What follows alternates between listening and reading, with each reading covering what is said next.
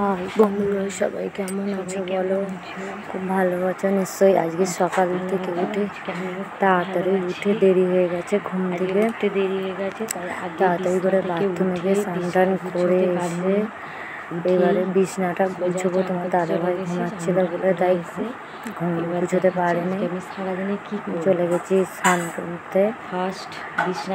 দেখো বিছানাটা গুছবো, ওই বিছানা গুছোতে এলাম। ও মুখ ধুতে গেছে, আমরা আগে গুছিয়ে নিই তারপরে কাজ হবে বলে ওই জন্য আগে বিছানাটা এমন শোবে না, যত বালিশের ঢাকা ফাঁকা সব খুলে ফেলে এরা কিচ্ছু রাখে না।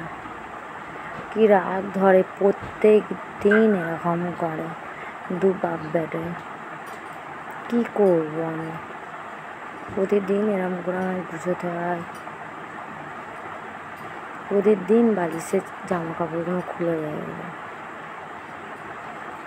খুব বিছানা বিছানাটা হয়েই এলো, একটু ঝেড়ে নেবো।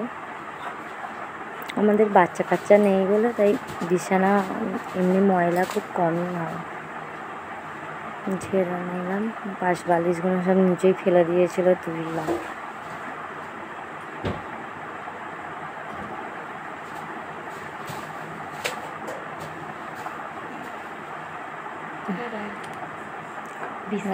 এবারে রান্না বান্না করতে যাবো।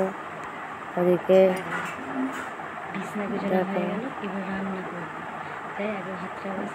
কাঠে রান্না করছি, ভাতটা কাঠে আমাদের কাঠেই ভাত।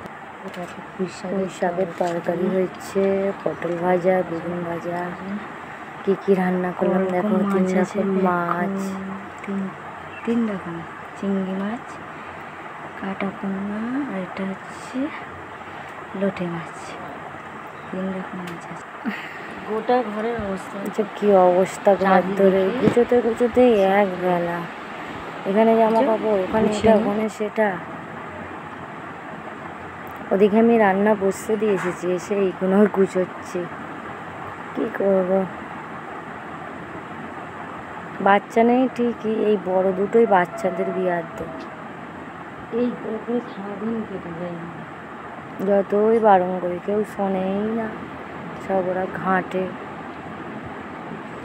একটা করে দেখে নিলে আজকে কী রান্না হবে।